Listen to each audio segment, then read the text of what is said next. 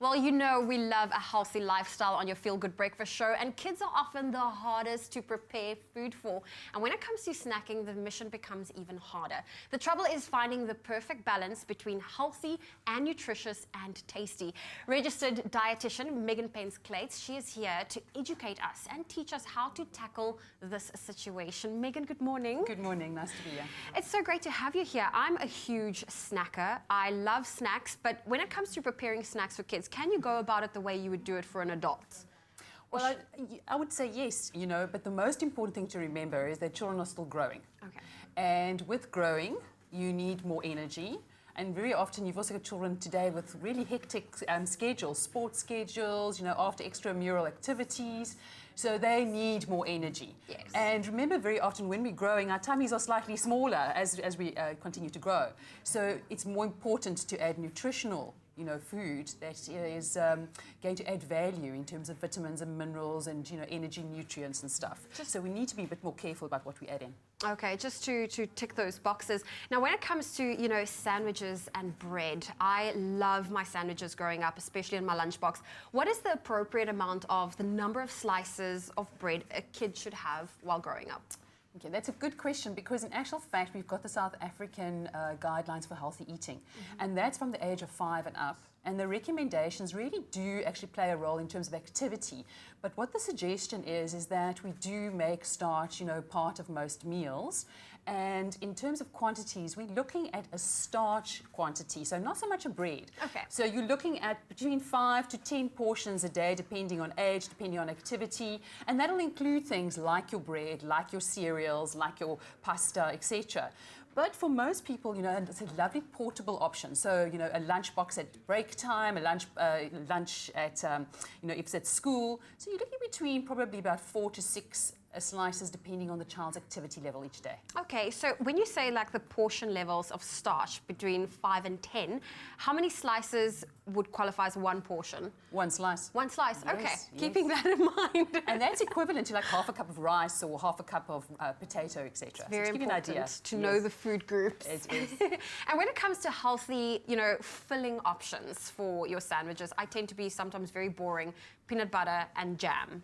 But there are more and there are healthier options. Which would you recommend? Yes. Well, Sasko's got a great range just in terms of their breads. And what I really like about it is they've got different flavors that they've now added into some of them, like cranberries and rooibos, etc. So that adds really nice variety, into the lunchbox. And what you're wanting to do is you've got your starch now, so you want to bring into the lunchbox something with a bit of protein. So here we've got some nice options, just your easy peanut butter. But remember, today we do get the peanut butter without the sugar added, and go for that one. That's a great option. You can, of course, also add just something simple like some cheese and tomato. Very often people say to me, the tomato makes it a bit soggy. So if you're going to do that, be clever and actually just put a slice of lettuce or something down, and then put your cheese and your tomato, and then it keeps it, fresher for longer. Another great one is just your tuna mayonnaise, and also chicken mayonnaise or egg mayonnaise. Okay. And don't forget, very often the night before we've got some leftovers, and those can make great fillings as well for the kids. They do. Just cut the meat off the bone, add it to the sandwich. Oh, you're making me hungry. Now, for the kids, exams are coming up pretty soon again, and for the kids that need a higher level of concentration, what snacking ideas is great for them? Okay, well, the most important thing when it comes to concentration is we want our brains basically use its main energy fuel source is glucose. Yeah. So that's what you're going to find, in your grains, and your grains contain vitamin B. So you want a low GI, in other words, sustaining the energy throughout the day. They must eat regularly. So I'd always suggest, have something available in the fridge, put it in a lunchbox in the fridge. So when they get to snacking, those are one of their first go-to options. And then definitely when it comes to the fillings, not only do you have the bread with the B vitamins, but if you add something with a bit of protein. So you can even add a little bit of biltong with a little bit of avo, which is nice. So that's a great, nice, easy combo. Your tuna mayonnaise comes up again. Put that in the fridge, and eating that on a regular basis will actually sustain them and the concentration, because it's the B vitamins, it's the energy that they require. Everything that you need. Now, Megan, I know we're running out of time, but when it comes to supplements, what is your take on that for children? Okay, so firstly, it's the word supplement. It doesn't take the place of a good diet. Okay. So we need to always make sure that there's a little bit of balance.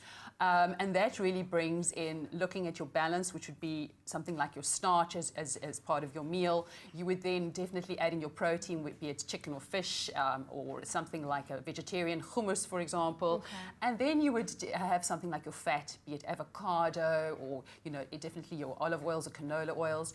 And don't forget your fruit and vegetables. Mm-hmm. And once you've got that as a basis and you're adding in a little bit of milk or cheese as part of your dairy for the bones, then only you can look at a basic supplement. And then we're saying something like a basic multivitamin, multi-mineral supplement that's age appropriate. Okay. Well, Megan, thank you for imparting your knowledge on us and for joining us this morning. And if you need more inspiration, why not make a change and start preparing some healthy snacks for your family? And if you're looking for some delicious recipes, why not visit Sasko's website? That's sasko.co.za. Sasko, baking together since 1930.